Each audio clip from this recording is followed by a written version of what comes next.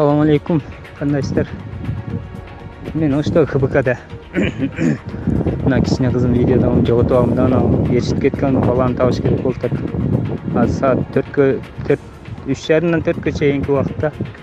Азыр саат 7 болуп атат, 3 сааттан бери таппай атам издеп.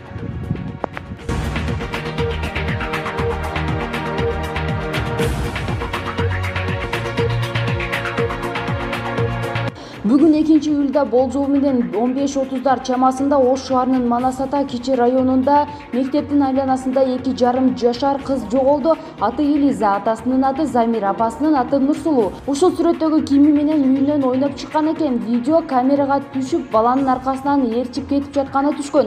Көргөн билгендер болсо кабарлап коюңуздарды жана билдирүүнү бөлүшүп коюңуздарды өтүнөбүз.